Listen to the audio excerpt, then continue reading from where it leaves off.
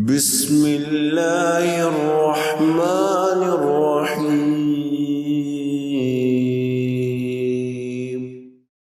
نحمده ونصلي على رسوله الكريم اعوذ باللہ من الشیطان الرجیم بسم اللہ الرحمن الرحیم رب اشرح لي صدری ويسر لي امری واحلل عقدۃ من لسانی یفقهوا قولی۔ اللہ رب العزت کا ہم پر یہ بہت بڑا احسان ہے کہ اس نے ہمیں حضور اکرم صلی اللہ علیہ وآلہ وسلم کا امتی بنایا ہے، اور حضور اکرم صلی اللہ علیہ وآلہ وسلم کا امتی ہونے کے ناطے ہمیں بہت ساری عظیم نعمتوں سے نوازا ہے، اور بہت سارے ایسے اجر و ثواب عطا کیے ہیں جو آپ صلی اللہ علیہ وآلہ وسلم کی امت کے علاوہ کسی اور امت کو عطا نہیں ہوئے۔ اللہ رب العزت کی ہم مسلمانوں کے لیے ایک بہت بڑی نعمت یہ ہے کہ ایسے چھوٹے چھوٹے نیک عمل ہمارے لیے ڈیفائن کر دیے ہیں جو کوئی بہت زیادہ مشقت طلب نہیں ہے، بہت زیادہ وقت نہیں لیتے، لیکن اس کے باوجود اللہ تعالیٰ نے اس کا ثواب بہت زیادہ رکھا ہے۔ اور اس کی ایک مثال کے طور پر حضور اکرم صلی اللہ علیہ وسلم پر ایک دفعہ درود بھیجنے کے 40 اجر و ثواب ہیں، جن میں غم اور پریشانیوں کا دور ہونا ہے، دکھ درد اور تکلیف کا ختم ہونا ہے، آخرت میں نور کا عطا ہونا ہے، پل صراط پر سے جب گزریں گے تو آسانی کے ساتھ وہ درود ہاتھ پکڑ کے لے جائے گا، اور چند الفاظ ہیں اللہم صلی علی محمد وعلی آل محمد۔ بس یہ اگر ہم اپنی زندگی کا معمول بنا لیں اس امید کے ساتھ کہ اللہ تعالیٰ ہمیں وہ 40 اجر و ثواب عطا کریں گے جو کہ بہت بڑے اجر و ثواب ہیں۔ تو یہ ایک مثال میں نے آپ سے شیئر کی ہے کہ کس طرح اللہ رب العزت نے امت مسلمہ پر اتنا بڑا انعام کیا ہے، اپنے فضل سے نوازا ہے کہ ہمیں کوئی بہت مشقت طلب نیک عمل نہیں کرنے، بہت کم وقت میں ہمیں وہ نیک عمل کرنے ہیں، اور اس کے اللہ رب العزت نے بہت زیادہ ثواب رکھے ہیں۔ حتیٰ کہ امت مسلمہ کو انہی نیک اعمال کی وجہ سے جو کہ بہت مشقت طلب نہیں ہے، بہت زیادہ جد و جہد کے متقاضی نہیں ہے، اور بہت زیادہ ٹائم کنزیومنگ بھی نہیں ہے، لیکن آخرت میں اس کی وجہ سے امت مسلمہ کو ایک دفعہ پھر اللہ تعالیٰ تمام امتوں کے سامنے سرفراز کریں گے مختلف اجر و ثواب سے، جس کی وجہ سے دنیا کی دیگر اقوام مسلمانوں پر رش کریں گی قیامت والے دن۔ اسی حوالے سے آج کا جو ٹاپک میں نے آپ کے لیے سلیکٹ کیا ہے وہ ہے دوہرے اجر والے یا دگنے اجر والے۔ وہ لوگ those who will be ٹوائسلی rewarded, ایک دفعہ وہ نیک عمل کرتے ہیں لیکن اس کا اجر انہیں دگنا ملتا ہے یا دوہرا ملتا ہے۔ تو آئیے ذرا دیکھتے ہیں کہ قرآن اور حدیث کے مطالعے سے یہ کون سے خوش نصیب مسلمان ہیں، صاحب ایمان ہیں، اور ان کے کیا نیک اعمال ہوں گے جس کی وجہ سے اللہ تعالیٰ نے ان کے لیے یہ وعدہ کیا ہے کہ اللہ تعالیٰ انہیں دوہرے اجر سے نوازے گا۔ نمبر 1، انبیاء کرام رضوان اللہ علیہم اجمعین، جتنے بھی انبیاء کرام علیہ الصلاۃ والسلام ہیں یا علیہ السلام ہیں، ان سب کے بارے میں اگر ہم اپنی شریعت کا مطالعہ کریں تو پتہ یہ چلتا ہے کہ اللہ تعالیٰ نے انبیاء کو مقام نبوت پر فائز کیا، اور مقام نبوت افضل ترین مرتبہ ہے۔ انسانیت کو جو مرتبے عطا ہوئے ہیں ان میں افضل ترین مقام نبوت ہے، اور جتنا جس نبی کا یا پیغمبر کا مقام اور مرتبہ بڑا ہے اتنا ہی اس کے لیے اجر بھی زیادہ ہے۔ اور اللہ رب العزت نے ان انبیاء کو کچھ ایسی کوالٹیز سے نوازا ہے، کچھ ایسی خاصیتوں سے نوازا ہے کہ جس کے نتیجے میں انہیں ایک خوشخبری یہ بھی سنائی دی ہے، انہیں بتایا گیا ہے کہ آپ جو بھی نیک کام کرتے ہیں اس کا اجر عام انسان کے مقابلے میں، عام صاحب ایمان کے مقابلے میں زیادہ ہے۔ اور اس کی دلیل یہ ہے کہ عبداللہ ابن مسعود رضی اللہ تعالیٰ عنہ کہتے ہیں کہ میں حضور اکرم صلی اللہ علیہ وسلم پر ایک دن داخل ہوا تو میں نے محسوس کیا کہ آپ صلی اللہ علیہ وسلم کافی بیمار ہیں اور بخار میں مبتلا ہیں، اور آپ کا جسم بخار سے کپ کپا رہا ہے۔ میں نے آپ کو چھوا اور میں نے کہا آپ کو تو شدید بخار ہے، اتنا شدید بخار تو میں نے کبھی کسی عام انسان کے حق میں ایکسپیرینس نہیں کیا، نہ دیکھا ہے۔ تو آپ نے فرمایا ہاں، ہم پیغمبروں کے لیے ہر آزمائش ڈبل ہو جاتی ہے، دگنی ہو جاتی ہے، دوہری ہو جاتی ہے۔ میں نے پوچھا کیا تمام انبیاء؟ آپ نے فرمایا ہاں تمام انبیاء۔ پھر میں نے پوچھا تو پھر تو آپ کے لیے اجر بھی دوہرا ہوگا؟ آپ صلی اللہ علیہ وسلم نے فرمایا ہاں، ہم انبیاء کے لیے اجر بھی دوہرا ہوتا ہے۔ تو عام صاحب ایمان، عام مسلمانوں یا اسلام لانے والوں یا ان پر ایمان لانے والوں کے مقابلے میں انبیاء کرام وہ ہستیاں ہیں کہ جو زیادہ جو ہے وہ مشقت اٹھاتی ہیں، اپنی زندگی میں زیادہ آزمائشوں سے گزرتی ہیں. اور آزمائشوں سے گزرنے کا یہ مطلب نہیں ہوتا کہ اللہ تعالیٰ ایسے لوگوں سے ناراض ہے. آزمائشوں سے گزرنے کا مقصد یہ ہوتا ہے کہ ایسے لوگوں کو اللہ تعالیٰ مضبوط بنا کے کسی بڑے مقصد کے لیے تیار کر رہا ہے.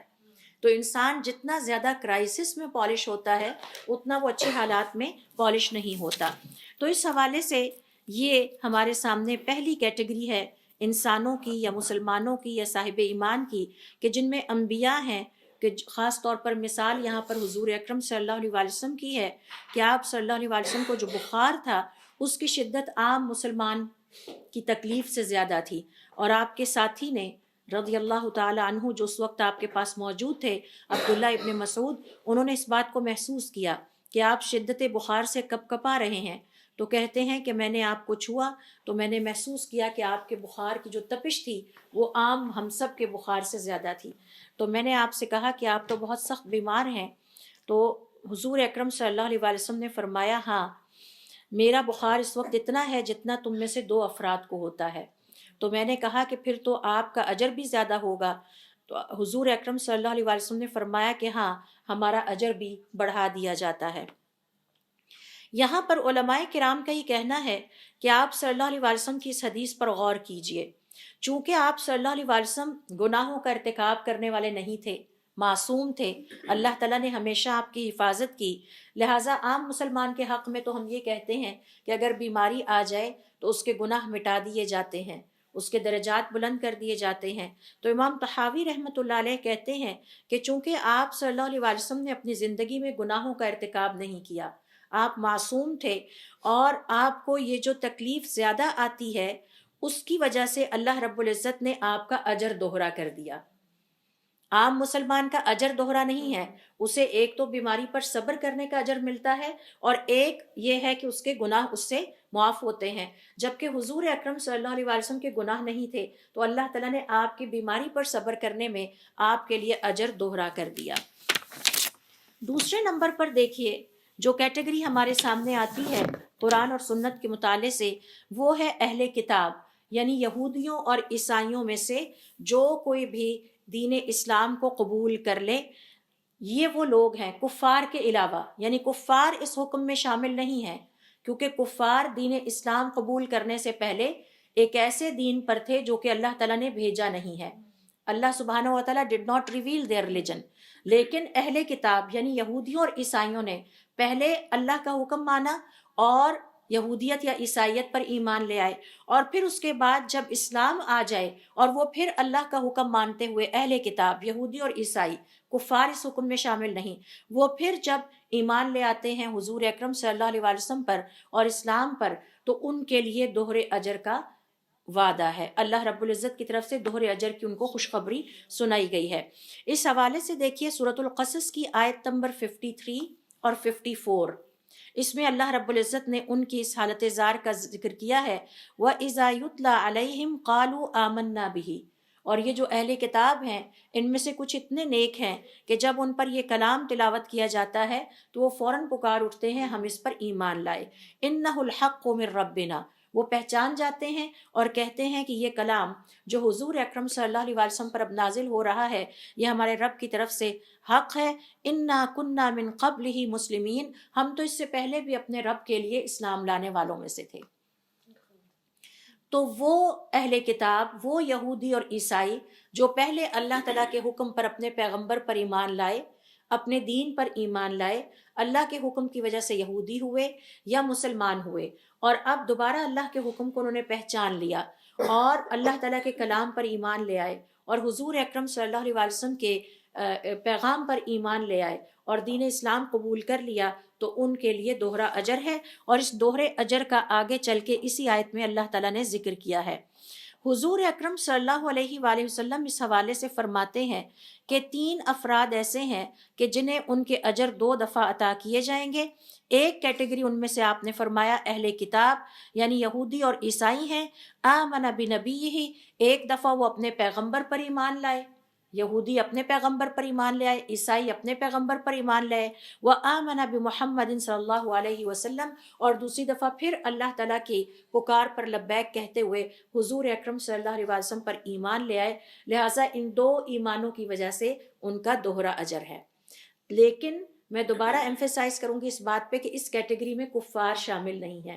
کیونکہ کفار اس سے پہلے کسی ایسے دین پر نہیں تھے جو اللہ تعالیٰ کی طرف سے نازل کردہ ہو، جسے ہم ریویلڈ ریلیجن کہتے ہیں۔ وہ تو ان کا ایک اپنا من گھڑت، ایک اپنا فیبریکیٹڈ ریلیجن تھا، اس پہ چل رہے تھے۔ تو یہ خوشخبری ہے ان لوگوں کے لیے کہ جو اہل کتاب میں سے یہودی اور عیسائی پہلے اللہ تعالیٰ کی پکار پر لبیک کہتے ہوئے وہ اپنے وقت کے جو دین تھے ان پر ایمان لائے، اور اب اللہ تعالیٰ کی پکار پر دوبارہ حق کو پہچانتے ہوئے انہوں نے حق کو پہچانا اور دین اسلام کو قبول کیا اور حضور اکرم صلی اللہ علیہ وسلم کی نبوت پر ایمان لے آئے، تو اب ان کے لیے دوہرا اجر ہے، ایک اجر اپنے نبی پر ایمان لانے کا اور ایک اجر حضور اکرم صلی اللہ علیہ وسلم پر ایمان لانے کا۔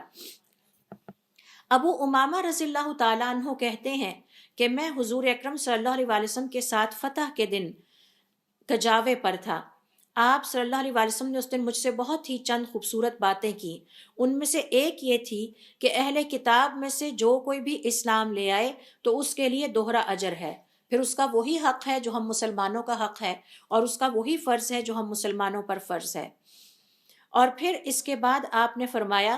اور اسی حوالے سے آپ نے اپنے اس لیٹر کا ذکر کیا جو انہوں نے قیصر کو بھیجا تھا، قیصر و کسریٰ کو لیٹر بھیجے تھے، اور اس میں کہا تھا اسلم تسلم، اسلام لے آؤ تم سلامتی میں داخل ہو جاؤ گے، تمہاری دنیا بھی سلامت ہو جائے گی، آخرت بھی سلامت ہو جائے گی۔ یؤتیک اللہ اجرک مرتین، اے قیصر تم ایمان لے آؤ، اللہ تعالیٰ سے دوہرا اجر پا لینا، اپنے نبی پر ایمان لانے کا اجر بھی اور حضور اکرم صلی اللہ علیہ وسلم پر ایمان لانے کا اجر بھی۔ تو اس طرح سے یہ ایک بہت بڑی ترغیب ہے جو ہمارا دین دیتا ہے، ایک بہت بڑا انسینٹیو ہے جو ہمارا دین دیتا ہے یہودیوں اور عیسائیوں کو، کہ اگر وہ اسلام قبول کر لیتے ہیں تو وہ اللہ رب العزت کی طرف سے دوہرے اجر کے مستحق ٹھہرتے ہیں۔ اور انتہائی خوش قسمت ہیں وہ یہودی اور عیسائی جو کہ یہودی اور عیسائی ہونے کے بعد دین اسلام کو قبول کرتے ہیں۔ حق کو پہچان لینا بھی ایک ایسی نعمت ہے جو ہر کسی کو اللہ تعالیٰ عطا نہیں کرتا، اور اگر یہ حق کو پہچان کر حضور اکرم صلی اللہ علیہ وسلم پر ایمان لے آتے ہیں تو انہیں اپنے دین پر عمل کرنے کا بھی ثواب مل جائے گا، اور انہیں اپنے پیغمبر پر ایمان لانے کا ثواب بھی آخرت کی زندگی میں مل جائے گا، اور اگر وہ ایمان نہیں لاتے تو ان کا وہ ثواب بھی ضائع ہو جائے گا۔ تو یہ ایک بہت بڑی ترغیب ہے کہ جو یہودیوں کے لیے اور عیسائیوں کے لیے ہماری شریعت میں پائی جاتی ہے۔ تیسرے نمبر پر دیکھیے، حضور اکرم صلی اللہ علیہ وسلم کی احادیث کے مطابق دوہرے اجر کا مستحق وہ انسان ہے، وہ صاحب ایمان ہے جو قرآن کریم کی تلاوت کرتا ہے لیکن اسے قرآن کریم کی تلاوت کرنے میں کچھ مشکلات پیش آتی ہیں۔ مثال کے طور پر وہ تتلاتا ہے یا حق لاتا ہے، یا اس کی زبان پر عربی زبان کا لب و لہجہ یا عربی زبان کے مخارج یا عربی زبان کے حروف ادا کرنا اس کے لیے مشکل ہوتا ہے۔ جیسے مثال کے طور پر ہم پاکستانی تو اس لحاظ سے بہت خوش قسمت ہیں کہ ہمارے حروف تہجی عربی کے حروف تہجی کے بہت قریب ہیں، لیکن اگر آپ چائنیز مسلمانوں کو دیکھیں تو انہیں نئے سرے سے تمام حروف تہجی بھی سیکھنے پڑتے ہیں۔ ان کے لیے قرآن کریم کی تلاوت کرنا، ان کی زبان پر اس تلاوت کا آنا اور ان الفاظ کا چڑھنا اتنا آسان نہیں ہے۔ تو کوئی بھی ایسی مشکل جس کی وجہ سے کسی صاحب ایمان کو قرآن کریم کی تلاوت میں مشکل پیش آتی ہو، وہ فزیکل بھی ہو سکتی ہے، جیسے کہ میں نے آپ سے ذکر کیا کہ کوئی حق لاتا ہے اور حق لانے کی وجہ سے اس کی قرآن کریم پڑھنے کی یا تلاوت کرنے کی سپیڈ بہت سلو ہے، یا یہ کہ کسی کا آئی کیو لیول اچھا نہیں ہے اور وہ قرآن کریم کو یاد کرنے کی کوشش کر رہا ہے، اس کی تفسیر سمجھنے کی کوشش کر رہا ہے، اس کی تجوید کوشش کر رہا ہے، لیکن بار بار بھول جاتا ہے۔ آئی کیو لیول بعض لوگوں کا اچھا ہوتا ہے، بڑی تیزی کے ساتھ پک کرتے ہیں، بعض لوگوں کا آئی کیو لیول اتنا اچھا بعض چیزوں میں نہیں ہوتا۔ جیسے آپ میں سے کچھ لوگ میتھ میں بہت اچھے ہوں گے جبکہ کچھ لینگویجز میں بہت اچھے ہوں گے۔ اب جو لینگویجز میں اچھے ہیں ان کے لیے تو قرآن کریم کو پک کرنا آسان ہے، لیکن جن کے مائنڈ ذرا ڈیفرنٹ ہے ان کے لیے قرآن کریم کی طرف آنا مشکل ہے۔ تو کسی بھی وجہ سے مشکل کے باوجود وہ صاحب ایمان جو قرآن کریم کی تلاوت کرتا رہے اور اس سے چمٹا رہے اور اس کی قرات کے لیے کوششیں کرتا رہے اس کے لیے عام اس مسلمان کی نسبت دوہرا اجر ہے جو کہ آسانی سے قرآن کریم کی تلاوت کر لیتا ہے۔ اللہ رب العزت کی طرف سے کوئی زبان میں جو ہے وہ ہکلاہٹ نہیں ہے۔ اللہ تعالیٰ کے بعض لوگوں کو اسپیچ تھیراپی کی ضرورت ہوتی ہے، وہ بعض ورڈ صحیح طرح سے ادا نہیں کر پاتے، تو اگر ان کو ایسے افراد جو حافظے کی وجہ سے یا زبان کی کسی بیماری کی وجہ سے یا لکنت کی وجہ سے یا ہکلانے کی وجہ سے یا تتلانے کی وجہ سے، یا جو میں نے آپ سے ریزن شیئر کی جیسے چائنیز اسٹوڈنٹس کو میں نے دیکھا ہے کہ انہیں عربی سیکھنے میں بہت زیادہ مشکل پیش آتی ہے اور وہ زیادہ وقت لگاتے ہیں بنسبت پاکستانی اسٹوڈنٹس کے، تو ایسا شخص جو پھر بھی قرآن کریم کی مشقت میں لگا رہے، اسے پڑھتا رہے، سیکھتا رہے، اسے بار بار تلاوت کرتا رہے، اس کی تفاسیر سیکھتا رہے اور قرآن کریم کو ترک نہ کرے حالانکہ اسے زیادہ وقت لگے، زیادہ مشقت لگے، تو ایسے شخص کے بارے میں آپ صلی اللہ علیہ وسلم فرماتے ہیں لہو اجرائنی، اس کے لیے 2 اجر ہیں، دوہرا اجر ہے۔ ایک تو یہ کہ قرآن پڑھنے کا اسے اجر مل رہا ہے، اور دوسرا اسے مشقت برداشت کرنی پڑ رہی ہے، اور پھر اس مشقت کے نتیجے میں وہ بددل ہو کر اسے ترک نہیں کر رہا،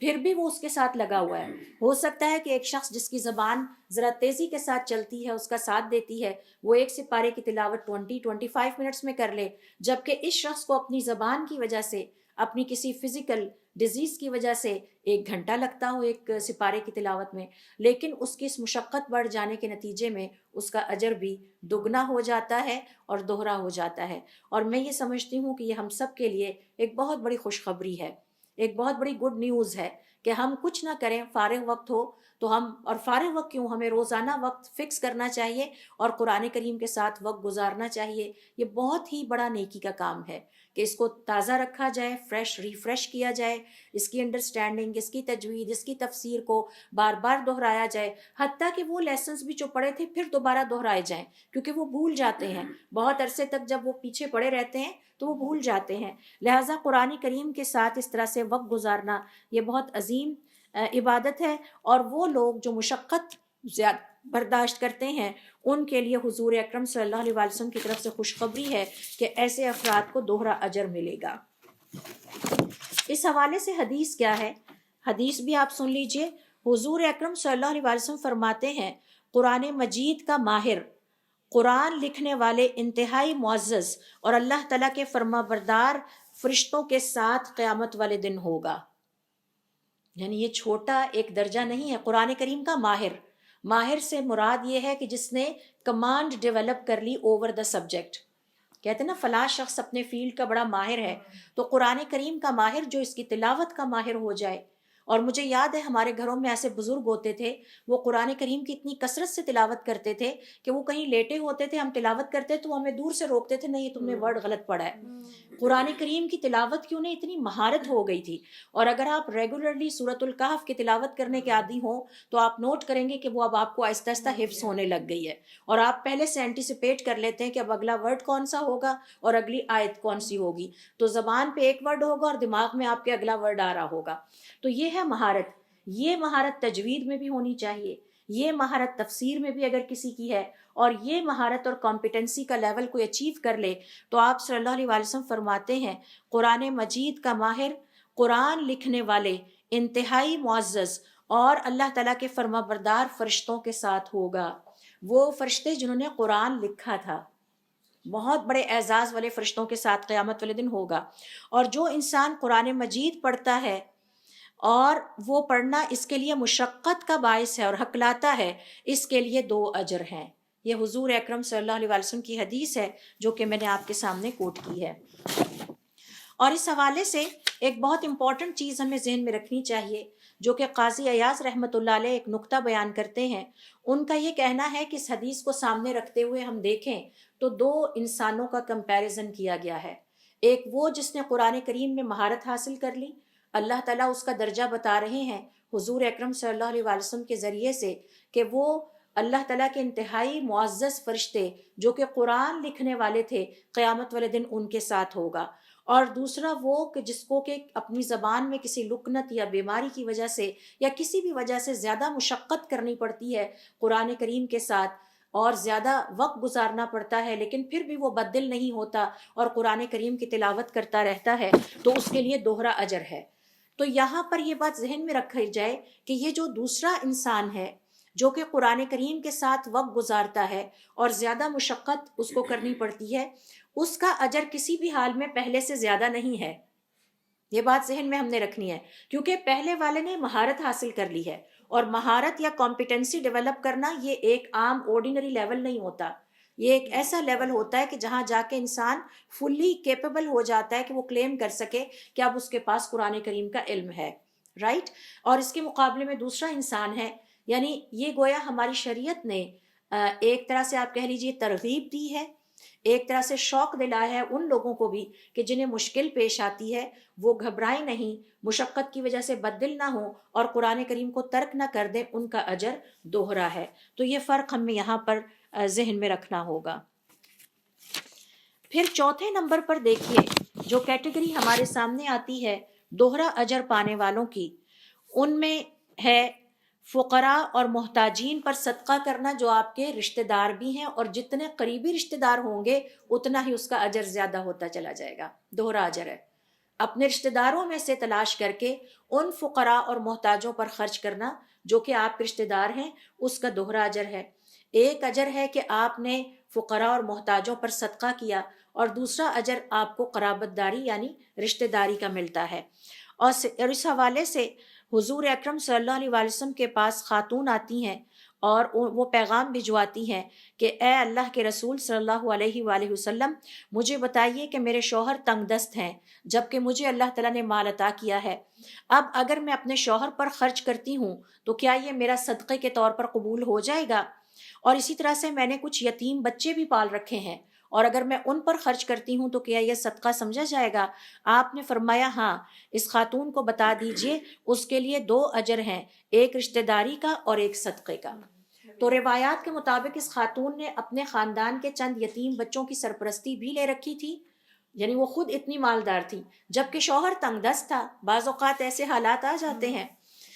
تو ایسے میں اس نے پھر پیغام بھیجا، حضور اکرم صلی اللہ علیہ وسلم سے دریافت کروایا کہ میں صدقہ کرنا چاہتی ہوں. تو بجائے اس کے کہ میں باہر کروں، کیا پہلے نمبر پر شوہر قریب ہے، کیا اگر میں اس پر وہ صدقہ کرتی ہوں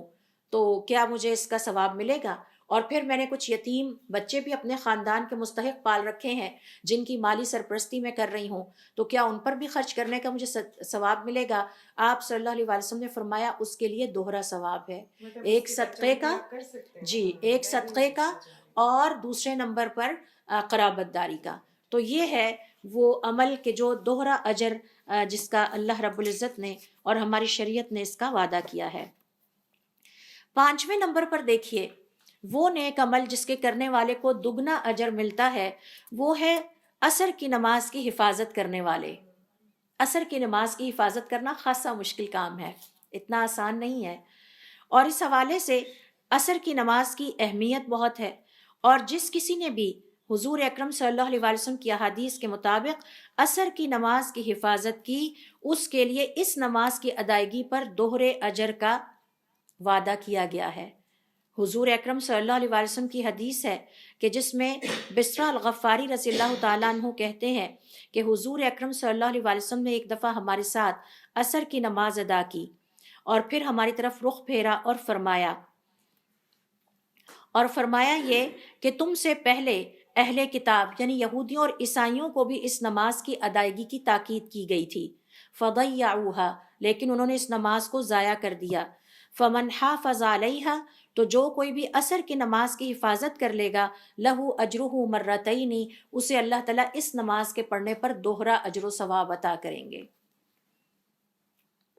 اب یہاں پر علماء کرام کا اس حدیث کی تشریح میں بیان کرتے ہوئے وہ کہتے ہیں اس کی وجہ یہ ہے کہ نماز عصر یہودیوں اور عیسائیوں کو بھی تاکید کی گئی تھی کہ آپ نے اس کو ادا کرنا ہے، لیکن انہوں نے اس کو ضائع کر دیا. اب امت مسلمہ میں سے جو کوئی بھی عصر کی نماز کی حفاظت کرتا ہے اس کے لیے 2 اجر لکھ لیے جاتے ہیں. ایک پہلا اجر تو یہ ہے کہ اس نے اس عبادت کی حفاظت کی جس عبادت کی پچھلی قومیں حفاظت نہ کر سکیں، یہودی اور عیسائی حفاظت نہ کر سکے. تو آج مسلمان قوم اور مسلمان امت اس عبادت کی حفاظت کر رہی ہے، یعنی کہ نماز عصر کو زندہ کیا ہوا ہے، اور دوسرا اسے روٹین کی نماز پڑھنے کا اجر ملتا ہے. تو اس حدیث سے ہمیں پتہ یہ چلا کہ یہ جو عصر کی نماز ہے یہ یہودیوں اور عیسائیوں پر بہت بھاری تھی اور وہ اس کی حفاظت نہیں کر سکے، چھوٹتی چلی گئی، ان کے ہاتھ سے نکلتی چلی گئی، یہاں تک کہ انہیں بھول ہی گیا، یاد ہی نہ رہا کہ عصر کی نماز بھی کوئی ان کے ذمے ایک عبادت ہے۔ جبکہ امت مسلمہ کی خوبی یہ ہے، اللہ رب العزت نے امت مسلمہ کو جو فضیلتیں عطا کی ہیں ان میں سے ایک یہ ہے کہ یہ عصر کی نماز کی ادائیگی کرنے والی امت ہے، اور جب آپ عصر کی نماز پڑھیں تو بہت فخر کے ساتھ پڑھیں، بہت شوق کے ساتھ پڑھیں۔ یہ ایک چھوٹا اعزاز نہیں ہے جو اللہ تعالیٰ نے آپ کو عطا کیا ہے۔ اور پھر اللہ تعالیٰ نے امت مسلمہ کو اس نماز کی ادائیگی پر دوہرے اجر کی، دگنے اجر کی خوشخبری بھی سنائی ہے کہ آپ نے اس عبادت کو زندہ کیا جو آپ سے پہلی قوموں کو ذمہ داری عطا کی گئی تھی اور انہوں نے اس ذمہ داری کو فراموش کر دیا۔ آپ نے اسے زندہ کیا، ایک اجر اس کا ہے اور ایک اجر روٹین کی 5 نمازوں میں سے ایک نماز پڑھنے کا ہے۔ اسی طرح سے علماء کرام کا یہ کہنا ہے کہ ایک اور وجہ یہ سمجھ میں آتی ہے کہ عصر کی نماز پڑھنے پر دوہرا اجر اس لیے بھی ہے کہ یہ نماز ادا کرنا بہت مشکل ہے، کیونکہ عمومی طور پر یہ پیک بزنس ٹائم ہوتا ہے۔ آپ دیکھیں آج بھی ہمارے بزنس مین گھروں سے 10-11 بجے نکلتے ہیں اور عصر کے وقت ان کا بزنس پیک پہ پہنچ چکا ہوتا ہے، تو اس وقت اللہ کی خاطر اپنی نماز کا اہتمام کرنا، اپنے بزنس اور کاروبار کو چھوڑنا۔ اسی طرح سے عصر کا وقت قیلولہ یا آرام کرنے کا بھی ہوتا ہے، تو اپنے آرام کو ایک دفعہ پھر قربان کر کے، مختصر کر کے اللہ کی خاطر دوبارہ کھڑے ہو جانا، یہ وہ مشقت ہے کہ جس کی وجہ سے اللہ تعالیٰ نے اس کے لیے امت مسلمہ کو دوہرے اجر کی نوید سنائی ہے اور خوشخبری سنائی ہے۔ اور علماء کرام کا یہ کہنا ہے کہ مکہ اور مدینہ کے رہنے والے لوگوں کو جب یہ حدیث سکھائی جا رہی تھی تو اس وقت عصر کا جو وقت ہوتا تھا وہ ان کا پیک بزنس آورز ہوتے تھے، تو اپنے پیک بزنس آورز کو چھوڑ کے، اور انسان تو ایک ایک کسٹمر کے لیے لالچ کرتا ہے کہ یہ بھی آ جائے تو میری چیز نکل جائے، سیلری مائنڈ سیٹ اور ہے، بزنس مائنڈ سیٹ اور ہے، تو اللہ کی خاطر اپنے بزنس کو بند کر کے جانا اور یہ برداشت کرنا کہ میرے عصر کی نماز ادا کرنے تک 10 سے 15 کسٹمرز میرے ہاتھ سے نکل چکے ہوں گے، یہ کوئی آسان قربانی نہیں ہے۔ یہی وجہ ہے کہ اس پر دوہرے اجر کی خوشخبری سنائی گئی ہے۔ 6 نمبر پر دیکھیے، وہ لوگ جنہیں ہماری شریعت میں دوہرے یا دگنے اجر کی خوشخبری سنائی گئی ہے، ان میں آتے ہیں وہ لوگ کہ جنہوں نے پانی نہ ہونے کی وجہ سے وہ مسلمان تیمم کیا اور تیمم کر کے اپنی نماز ادا کی، اور پھر اسی نماز کے وقت کے اندر اندر انہیں پانی مل گیا تو انہوں نے دوبارہ وضو کر کے دوبارہ اپنی نماز ادا کر لی، تو ایسے لوگوں کے لیے بھی دوہرے اجر کا اعلان ہے۔ اٹس آپشنل، یہ ضروری نہیں ہے کہ آپ نے ایک دفعہ تیمم کر لیا تھا، آپ نے نماز ادا کر لی ہے، آگے چل کے ہم سیکھیں گے۔ میری بات کا یہ مطلب نہ لیا جائے کہ تیمم کرنے کے بعد پھر ضروری ہے کہ ہم ضرور ہی وضو کریں اور دوبارہ پانی مل جانے پر وہ نماز ادا کریں، لیکن اگر کسی نے کر لی تو اس کے لیے دوہرے اجر کا جو ہے وہ خوشخبری ہے۔ ابو سعید الخدری رضی اللہ تعالیٰ عنہ کہتے ہیں، حضور اکرم صلی اللہ علیہ وسلم کے زمانے میں 2 آدمی سفر میں نکلے اور اس دوران کسی نماز کا وقت آ گیا، ان دونوں کے پاس اتنا پانی نہیں تھا کہ جس سے وہ وضو کر سکیں، تو ان دونوں نے فیصلہ کیا کہ وہ تیمم کر کے پاکیزہ مٹی سے اپنی طہارت حاصل کر کے دونوں نماز پڑھ لیتے ہیں۔ دونوں نے نماز پڑھ لی، پھر ابھی اس نماز کا وقت گزرا نہیں تھا کہ انہیں پانی میسر آ گیا، چلتے چلتے کہیں راستے میں پانی مل گیا، تو ایک نے فیصلہ کیا کہ پانی مل جانے کے بعد میں دوبارہ وضو کروں گا اور میں اپنی نماز کو ریپیٹ کروں گا، جبکہ دوسرے نے اپنی نماز ریپیٹ نہیں کی۔ اس کے بعد وہ دونوں حضور اکرم صلی اللہ علیہ وآلہ وسلم کے پاس آئے اور دونوں نے اپنا ماجرا آپ صلی اللہ علیہ وآلہ وسلم سے بیان کیا۔ آپ صلی اللہ علیہ وآلہ وسلم نے اس شخص کو مخاطب کرتے ہوئے کہ جس نے اپنی نماز کو نہیں ریپیٹ کیا تھا، نہیں دہرایا تھا، آپ نے فرمایا اصبت السنۃ، تم نے سنت کو پا لیا، وَأَجْزَأَتْكَ صَلَاتُكَ، اور تمہاری نماز ہو گئی۔ پھر آپ صلی اللہ علیہ وآلہ وسلم نے اس شخص کو مخاطب کرتے ہوئے فرمایا کہ جس نے اپنی نماز کو ریپیٹ کیا تھا، آپ نے فرمایا لَكَ الْأَجْرُ مَرَّتَيْنِ، تمہارے لیے دگنا اجر ہے، دوہرا اجر ہے۔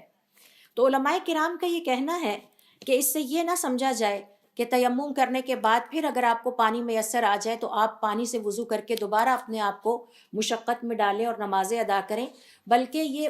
اس وقت اس سچویشن میں ان صاحب کے لیے تھا کہ جنہوں نے 2 دفعہ نماز ادا کی، آپ نے ان کو بھی ڈسکریج نہیں کیا، اور جنہوں نے ایک دفعہ ادا کی آپ نے فرمایا تمہاری نماز ادا ہو گئی۔ اب ظاہر ہے کہ جو اضافی پڑھے جائیں گے وہ نوافل ہیں، یہ تو ہر کسی کا منیمم اور میکسیمم لیول اپنا اپنا ہے۔ شوق اور چاہت کی بات ہے کہ کون اللہ تعالیٰ کی خاطر کتنی مشقت اٹھانے کو تیار ہے۔ تو اگر کوئی پڑھنا بھی چاہے تو اس میں حرج بھی کوئی نہیں، لیکن اگر کوئی نہ پڑھے تو اس کی نماز ہو گئی ہے، تیمم کے ساتھ اس کی نماز ہو گئی ہے۔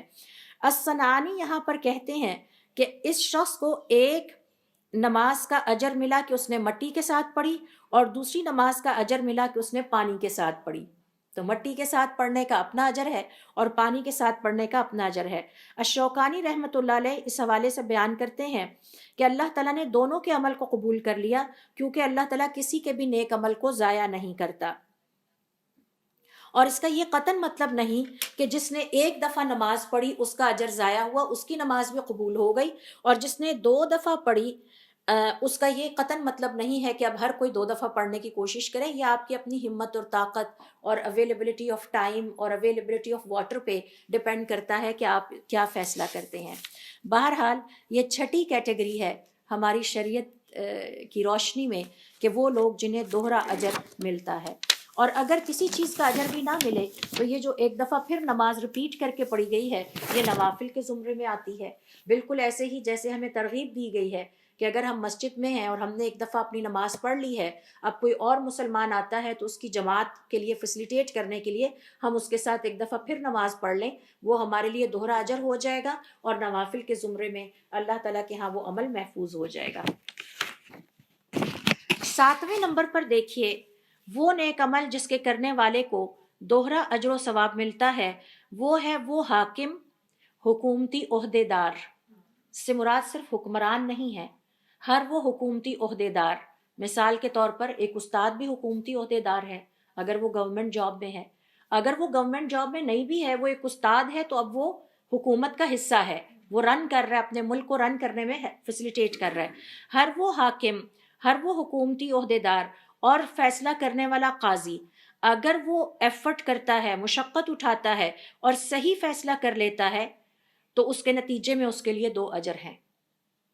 ایک تو مشقت کرنے کا اجر کہ اس نے صحیح فیکٹ تک پہنچنے کے لیے ایفرٹ کی اور کوشش کی۔ مثال کے طور پر آپ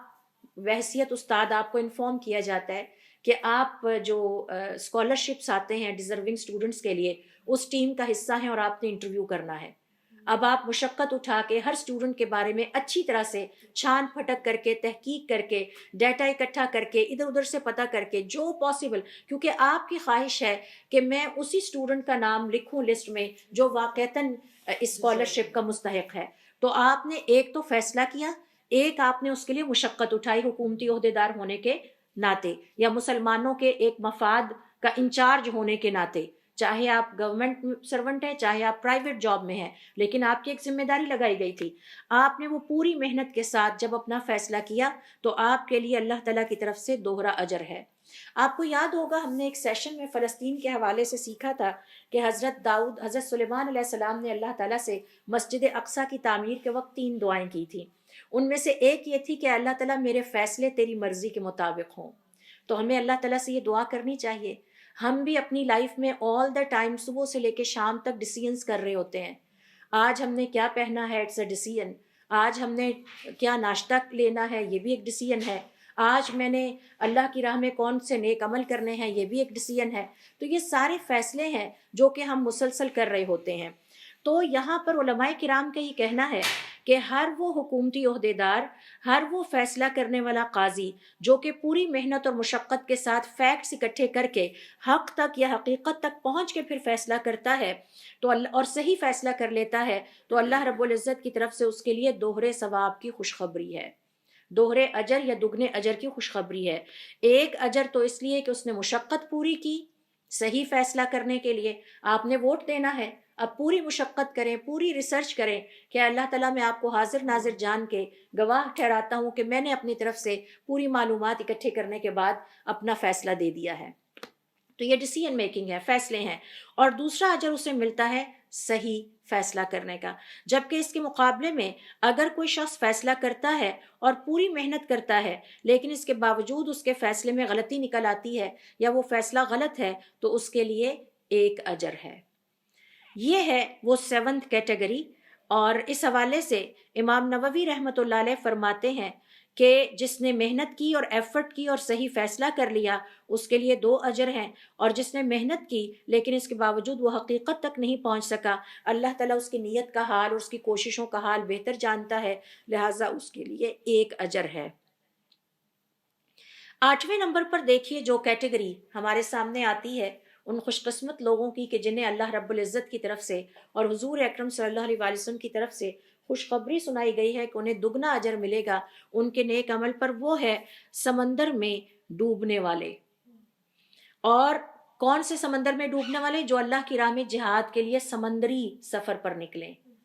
اللہ کی راہ میں، علماء کرام کا یہ کہنا ہے، اللہ کی راہ میں سمندری سفر پر نکلنا، جہاد کرنا، زمین پر جہاد کرنے سے زیادہ پرخطر ہے۔ اس میں خطرے زیادہ ہیں، اس میں مشقت زیادہ ہے۔ زمین پر جو جہاد ہوتا ہے وہ نسبتاً آسان ہے، اور جو پانی میں جہاد کیا جاتا ہے، کشتی میں کیا جاتا ہے، وہ بہت مشکل ہوتا ہے۔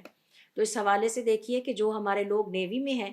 پھر تو یہ ان کے لیے بہت بڑی خوشخبری ہے کہ وہ اپنے ملک کی سرحدوں کی حفاظت کے لیے آل دا ٹائم اپنی جانوں کو رسک پہ رکھ کے ہمارے لیے یا اپنے ملک اور اپنی قوم کے لیے، جو کہ ایک مسلمان امت ہے، اس کے ایک بہت بڑے مفاد کی حفاظت کے لیے آل دا ٹائم اپنے یہ ایفرٹ کر رہے ہوتے ہیں۔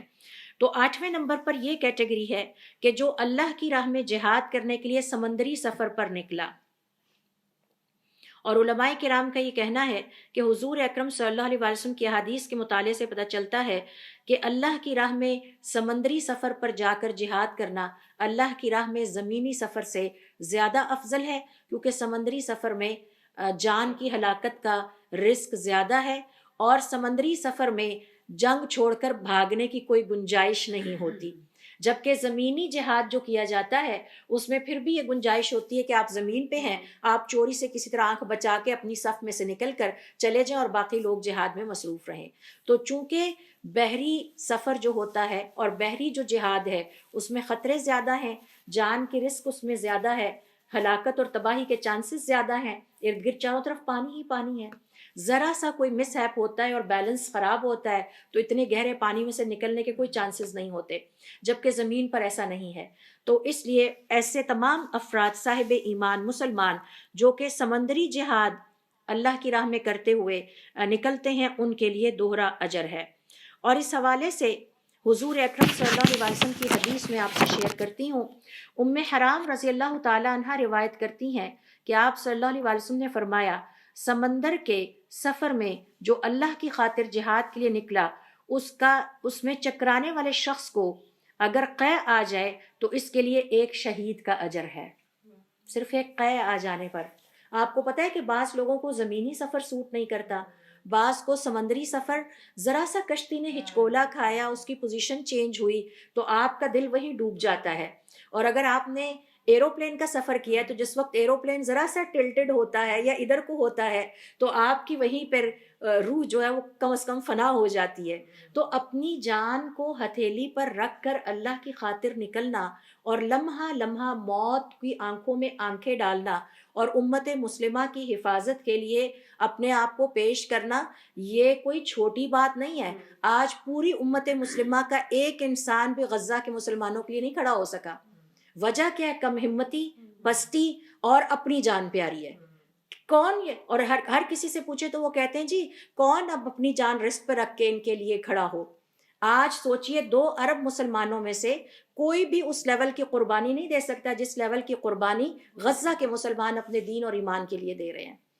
ہم تو ایک دن بجلی کے بغیر نہیں گزار سکتے، ہمارا اے سی بند ہو جائے یا ہمارا ہیٹر بند ہو جائے تو ہم مصیبت میں پڑ جاتے ہیں۔ تو سوچئے، تو یہ اللہ کی خاطر اپنی جان کو ہتھیلی پر رکھ کر سمندری سفر پر روانہ ہونا اور سمندری سفر کی مشقتیں اور صعوبتیں برداشت کرنا، یہ کوئی معمولی عمل نہیں ہے۔ جہاد میں پھر افضل ترین جہاد سمندری سفر کا،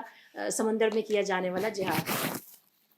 تو ام حرام رضی اللہ تعالی عنہ فرماتی ہیں کہ حضور اکرم صلی اللہ علیہ وسلم نے فرمایا، سمندر کے سفر میں چکرانے والے شخص کو، اور سفر وہ جو اللہ کی خاطر جہاد کے لیے نکلے ہوئے ہیں، چکرانے والے شخص کو اگر قے آ جائے تو اس کے لیے 1 شہید کا اجر ہے، اور جو شخص ڈوب جائے تو اس کے لیے 2 شہیدوں کا ثواب ہے۔ تو زمین پر اگر کوئی جہاد کرتے ہوئے شہید ہو جاتا ہے تو اس کے لیے ایک ثواب ہے، اور سمندر میں اگر کوئی ڈوب کر شہید ہو جاتا ہے امت مسلمہ کے بچاؤ اور تحفظ کے لیے، کیونکہ یہ لا الہ الا اللہ کہنے والی امت اور قوم ہے، تو ان کے لیے پھر 2 شہیدوں کا ثواب ہے۔ اور ریزن میں نے آپ سے شیئر کر دی ہے، علماء کرام کا یہ کہنا ہے کہ اس کی وجہ یہ ہے کہ خشکی پر اور زمین پر جہاد کرنا آسان ہے، جبکہ سمندر میں اتر کے جہاد کرنا مشکل ہے، کیونکہ وہاں پر قتل ہونے کے چانسز، غرق ہو جانے کے چانسز اور فرار نہ ہو سکنے کے چانسز زیادہ ہوتے ہیں، چونکہ یہ زیادہ ہمت اور بہادری والا کام ہے اور جہاد ہے، اور اس میں خطرے بھی بہت ہیں، لہٰذا اللہ تعالیٰ نے اس جہاد میں حصہ لینے والوں کے لیے دوہرے اجر کا اعلان کیا ہے۔ 9ویں نمبر پر دیکھیے، جن لوگوں کو اللہ رب العزت کی طرف سے نیک عمل پر دوہرا اجر ملے گا وہ ہیں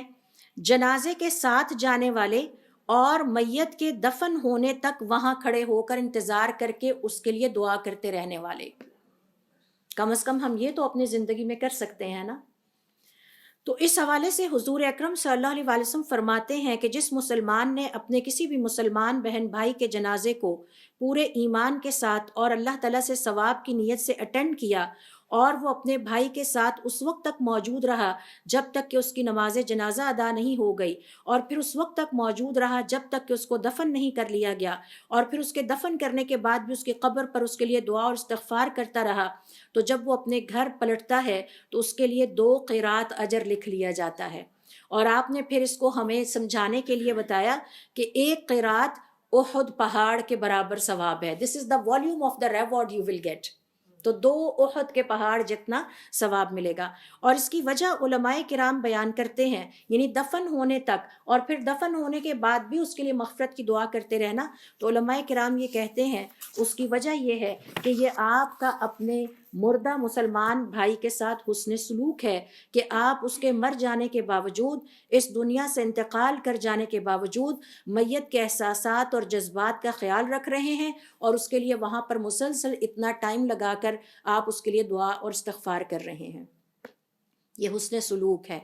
اور پھر علماء کرام کا یہ کہنا ہے کہ اس میں اللہ تعالیٰ کا حق بھی ادا ہوتا ہے، اور اس میں میت کا حق بھی ادا ہوتا ہے، اور اس میں میت کے قریبی رشتہ داروں کا بھی آپ نے حق ادا کیا کہ ان کی تعزیت کے لیے، اور تعزیت کہنا چاہیے، افسوس نہیں، تعزیت یعنی ان کو اس مشکل وقت میں آپ نے تنہا نہیں چھوڑا۔ یہ وہ سارے مرحلے ہیں جو بہت سوگواری کے ساتھ گزرتے ہیں، بہت مشکل ہوتا ہے۔ جب میت کے گھر والے ایکسیپٹ کر لیتے ہیں کہ اب ہمارا شخص انتقال کر گیا ہے، ہمارا رشتہ دار یا ماں یا باپ یا بہن یا بھائی ہمارے اندر نہیں، وہ پہلے اس جھٹکے سے اور صدمے سے گزرتے ہیں، اگلا صدمہ آ جاتا ہے اب اس کو غسل دیا جائے اور تیار کیا جائے، اگلا صدمہ آ جاتا ہے اب اس کو جنازہ گاہ منتقل کر کے اس کی نماز جنازہ پڑھی جائے۔ اب گھر والوں کی فیلنگ یہ ہوتی ہے کہ اب ہمارا اور بھی اس کے ساتھ وقت کم رہ گیا، اور پھر جب اس کو اٹھا کر دفن کرنے کے لیے لے جایا جاتا ہے وہ وقت بھی میت کے گھر والوں پر بہت مشکل ہوتا ہے، یہ سوچنا کہ ہمارے پیارے کے اوپر مٹی ڈال دی گئی ہے اور اب وہ ساری زندگی کے لیے ہماری نظروں سے اوجھل ہو گیا ہے، اب ہم دوبارہ زندگی میں کبھی اس سے ملیں گے نہیں۔ ان فیلنگز کو سامنے رکھتے ہوئے جب آپ میت کے گھر والوں کے ساتھ اس کے دفن ہونے کے بعد تک بھی رہتے ہیں تو آپ نے نہ صرف میت کے احساسات اور جذبات کا خیال رکھا، میت کو مورل سپورٹ کی، کیونکہ میت کو پتہ ہے کہ میرے ساتھ اس وقت کون کون ہے، کون میرے لیے دعائیں کر رہا ہے، کون میرے ارد گرد موجود ہے، وہ سب کچھ سن رہا ہے، اسے پتہ ہے۔ اور اس کے علاوہ آپ نے میت کے گھر والوں کے ساتھ اچھا سلوک کیا کہ اس صدمے، انتہائی صدمے والے لمحات اور اوقات میں آپ نے ان کو تنہا نہیں چھوڑا۔ تو یہ وہ نیک عمل ہے کہ جس پر اللہ رب العزت کی طرف سے، حضور اکرم صلی اللہ علیہ وسلم کی طرف سے دوہرے اجر کا اعلان کیا گیا ہے۔ اور ہمیں آج کے بعد اس چیز کو ذہن میں رکھنا چاہیے کہ میت کے ساتھ حسن سلوک اور میت کے گھر والوں کے ساتھ حسن سلوک کا تقاضا یہ ہے، اور یہ بہت بڑا نیک عمل ہے۔ پورے ایک دن میں کوئی بھی نیک عمل کر کے آپ 2 احد پہاڑ جتنے اجر نہیں کما سکتے۔ سارے کام چھوڑ کے، مصروفیات چھوڑ کے اپنے پیاروں کے پاس چلے جائیں اور اس سخت اور مشکل وقت میں ان کے ساتھ جتنا وقت گزار سکتے ہوں گزارتے رہیں تسلی کے ساتھ، کیونکہ میت کو بھی پتہ چل رہا ہے کہ آپ اگر اس کے دوست ہیں، رشتہ دار ہیں، تو آپ اس کے لیے پریشان ہیں اور دعائیں کر رہے ہیں، اور دوسری طرف گھر والے بھی اس بات کے گواہ ہیں کہ آپ ہر صدمے کے لمحے میں ان کے ساتھ کھڑے تھے، اور ان کی ڈھارس بنتی ہے۔ اگر وہ اکیلے ہوں گے پریشان ہوتے رہیں گے، آپ کے جانے کی وجہ سے ان کی توجہ بٹ جاتی ہے، دھیان بٹ جاتا ہے، اور انہیں فیل ہوتا ہے کہ اس گھڑی میں ہمارے ساتھ کوئی ہے۔ 10ویں نمبر پر دیکھیے، دوہرا اجر پانے والے لوگ کون ہیں؟ جس نے کسی غازی یا کسی مجاہد کو جہاد کی تیاری میں مدد دی، اس کے لیے بھی دوہرا اجر ہے۔ اور اس حوالے سے حضور اکرم صلی اللہ علیہ وسلم کا ارشاد ہے کہ جس کسی نے مجاہدین کو جہاد کے لیے سامان تیار کر کے دیا یا کسی غازی کو سامان تیار کر کے دیا اور ان کے جانے کے بعد ان کے گھر والوں کی نگرانی کرتا رہا اور ان کی ضروریات پوری کرتا رہا، تو ایسے شخص کے لیے اللہ تعالیٰ کی طرف سے دوہرا اجر ہے۔ آپ دیکھیں غازی کے لیے دوہرا اجر نہیں ہے، اس کو تیاری کر کے دینے والے اور بعد میں اس کے گھر والوں کی نگرانی اور ان کی ضروریات پوری کرنے والے کے لیے دوہرا اجر ہے۔ تو علماء کرام کا یہ کہنا ہے کہ اس کی وجہ یہ ہے کہ ایک تو اس نے اللہ کی راہ میں اپنا مال نکالا، اور دوسرا اس غزوے میں یا اس جہاد میں اس نے ایک مجاہد یا غازی کو فیسیلیٹیٹ کیا اور اس کے گھر والوں کا بھی خیال رکھا۔ روانہ ہوتے ہوئے کسی مجاہد یا غازی کو صرف یہ کہہ دینا اپنے پیچھے والوں کی فکر کرنے کی تمہیں ضرورت نہیں، وہ میری ذمہ داری ہے، یہ چھوٹی بات نہیں ہے، یہ بہت بڑے کلمات ہیں۔ یہ چیز اس غازی اور مجاہد کو اتنا مورل سپورٹ دے گی کہ وہ پیچھے والوں کے بارے میں سوچے بغیر ڈٹ کے جہاد میں حصہ لیتا رہے گا۔ آج مجھے انتہائی دکھ اور تکلیف اور صدمہ ہوتا ہے جب میں دیکھتی ہوں کہ ہمارے مسلمان بہن بھائی ہمیں پکارتے ہیں، کوئی ہے جو ہماری مدد کو پہنچ جائے، اور ہم ان کی مدد کو غزہ میں نہیں پہنچ سکتے۔ یعنی کہ بیت المقدس مسجد اقصیٰ کے ممبر سے اناؤنسمنٹس کی گئیں کہ کوئی ہے جو ہماری مدد کو مسلمانوں میں سے پہنچ سکے، اور 2 ارب مسلمانوں میں سے کسی نے بھی ان کی آواز پر لبیک نہیں کہا۔ اس بے حسی اور اس جسے کہتے ہیں کم ہمتی اور پست جو مسلمانوں کی حالت ہے، اس سے زیادہ گراوٹ کا تصور نہیں کیا جا سکتا۔ 11ویں نمبر پر وہ لوگ جنہیں اللہ رب العزت کی طرف سے دوہرے اجر و ثواب کی نوید سنائی گئی ہے۔ حضور اکرم صلی اللہ علیہ وسلم کی احادیث میں بھی وہ غلام جس نے اللہ تعالیٰ کا حق بھی ادا کیا اور اپنے مالک کا حق بھی بھرپور طریقے سے ادا کرنے کی کوشش کی۔ اور اس حوالے سے علماء کرام کا یہ کہنا ہے یہ وہ خوش قسمت مسلمان ہے جو اللہ کے حقوق بھی ادا کرتا ہے اور اپنے مالک کے حقوق بھی ادا کرتا ہے۔ ابن عمر رضی اللہ تعالیٰ عنہما فرماتے ہیں کہ اگر کوئی غلام یا کوئی اس طرح کا ملازم اپنے آقا کے لیے خیرخواہ ہو جائے، نصحہ کے لفظ ہیں، خیرخواہی، خیرخواہی کا مطلب ہے چاہے آقا سامنے ہے یا نہیں ہے، اس کی ہر چیز کی اسی طرح حفاظت کرنا، اس کے کام کی حفاظت کرنا جیسے انسان اپنی چیز کے لیے کنسرنڈ ہوتا ہے، بھلے وہ دیکھے یا نہ دیکھے، اس کی خیر خواہی، یہ اس کی کوئی چیز ضائع نہ ہو جائے، یہ تباہ نہ ہو جائے، یہ اگر کرپشن ہو رہی ہے میں اس کو پوائنٹ آؤٹ کروں، اگر میرے مالک کا نقصان ہو رہا ہے میں اس کو پوائنٹ آؤٹ کروں، بجائے اس کے کہ یہ سوچے مجھے کیا لگے، میں نے اپنی ڈیوٹی پوری کر دی ہے۔ تو یہ بے حسی اور یہ سیلفشنس اگر اس کے اندر نہیں ہے، اور اس کے بعد اس نے اللہ کی عبادت بھی اچھے طریقے سے کی، فَلَهُ أَجْرُهُ مَرَّتَيْنِ، صحیح مسلم اور صحیح بخاری کی روایت کے مطابق اللہ تعالیٰ کی طرف سے اس کو دوہرا اجر عطا کیا جائے گا۔ اور اس حوالے سے ابن عبد البر کہتے ہیں اس کا مطلب یہ ہے کہ چونکہ اس نے اپنے 2 اہم ذمہ داریاں ادا کی ہیں، ایک تو باوجود اس کے کہ وہ غلام تھا، اللہ کی ناشکری کرنے کی بجائے وہ اللہ کی عبادت پر متوجہ رہا، اللہ کی عبادت کرتا رہا، اور دوسرے نمبر پر اس نے اپنے آقا کی فرما برداری پر پورا اترا جو کہ اللہ کی طرف سے اس کو رول دیا گیا تھا، لہٰذا اب اس نے اپنی 2 اہم عبادتیں یعنی ذمہ داریاں پوری کر دیں، اب اس کے لیے دوہرا اجر ہے۔ 12ویں کیٹیگری وہ شخص جس کے پاس کوئی لونڈی تھی اور وہ اس سے قربت بھی کرتا تھا، پھر اس نے اس لونڈی کو تعلیم دی، اسے تربیت اسے دی، اسے آداب سکھائے اور پھر آزاد کر کے اسی سے نکاح بھی کر لیا، اسے ایک بہتر سوشل سٹیٹس میں لے آیا۔ تو یہ ایک حدیث ہی کافی ہے ہماری دین میں خواتین کے ساتھ اچھا سلوک کرنے کے لیے۔ حالانکہ جب کسی نے نکاح کرنا ہو تو وہ سوچتا ہے کہ میں کسی نئی عورت سے نکاح کیوں نہ کروں، اسی سے کیوں کروں، یہ تو آلریڈی میرے پاس ہے، لیکن اسے سب کچھ سکھا کے اپنے پار لا کے بٹھانا اور اسے ایک بہتر سوشل سٹیٹس دینا کہ اب آج سے آپ لونڈی نہیں ہیں بلکہ ایک آزاد بیوی ہیں، اور یہ میں نے آپ کی تعلیم اور تربیت مکمل کر دی ہے، آپ کو پڑھا لکھا بھی دیا ہے، سب کچھ سکھا بھی دیا ہے، اب آپ میرے ساتھ میری سوسائٹی میں موو کر سکتی ہیں، یہ اس عورت کے ساتھ بہت بڑی نیکی ہے، یہ چھوٹی بات نہیں ہے۔ اور اس حوالے سے بھی حضور اکرم صلی اللہ علیہ وسلم کی یہ حدیث ہے کہ اسے آزاد کر کے اس سے نکاح کر لیا، آزاد کرنے کا ثواب بھی ملا اور اس سے جو ہے تعلیم اور تربیت کرنے کا، جیسے ہم اپنے بچوں کی تعلیم اور تربیت کر کے انہیں پالتے ہیں، پوستے ہیں اور پریپیئر کر کے ہم اس کے بعد ان کے نکاح کر دیتے ہیں، تو کوئی اور ممکن نہ خاتون سے نکاح نہ کرے اچھے انداز سے، خود ہی نکاح کر کے اس کو ایک اچھا سٹیٹس دے دیا۔ پھر اسی طرح سے ابن بطال کہتے ہیں والذی یعتق امتہ، اور جو شخص اپنی لونڈی کو آزاد کر دیتا ہے اور پھر اس سے شادی کر لیتا ہے تو اس کے لیے 2 اجر ہیں، ایک تو آزاد کرنے کا اور ایک شادی کرنے کا۔ 13ویں اور آخری کیٹیگری ہے ان خوش قسمت لوگوں کی کہ جن اور ان نیک اعمال کی کہ جن کے کرنے والے پر دوہرا جو ہے وہ جن کو ثواب ملتا ہے، وہ ہے شوہر پر صدقہ کرنا، اپنے شوہر کو صدقے کے طور پر کچھ اماؤنٹ یا رقم دے دینا تاکہ وہ اپنے کوئی قرضے اتار لے، کوئی ضروریات پوری کر لے۔ ایسا بسا اوقات ہوتا ہے کہ خواتین مالدار ہیں جبکہ شوہر جو ہے وہ محتاج ہے۔ حضور اکرم صلی اللہ علیہ وسلم نے جب حضرت خدیجہ رضی اللہ تعالیٰ عنہ سے شادی کی تھی تو حضرت خدیجہ رضی اللہ تعالیٰ عنہ ایک سیٹلڈ خاتون تھیں اور مالدار تھیں، اور پھر انہوں نے اپنا سارا مال دین اسلام کی خاطر حضور اکرم صلی اللہ علیہ وسلم کو دے دیا کہ آپ اس کو دین اسلام کے لیے استعمال کر لیں۔ تو اپنے شوہر پر صدقہ کرنا، اس کا دوہرا اجر ہے، قرابت داری کا اجر بھی ہے اور صدقے کا اجر بھی ہے۔ تو یہ ہیں وہ 13 نیک عمل یا وہ 13 مختلف انسانوں کی کیٹیگریز کہ جن کے کرنے والے کے لیے اللہ رب العزت کی طرف سے اور حضور اکرم صلی اللہ علیہ وسلم کی طرف سے دوہرے اجر و ثواب کی نوید سنائی گئی ہے۔ اللہ رب العزت ہمیں ہمت اور توفیق عطا فرمائے کہ ہم اپنے دین کو سیکھنے کے لیے وقت نکالیں، اس پر ہمیں عمل کرنے کی توفیق عطا فرمائے اور اس پیغام کو عام کرنے کی توفیق عطا فرمائے۔ سبحانک اللہم و بحمدک، نشہد ان لا الہ الا انت، نستغفرک و نتوب الیک۔ Mm-hmm.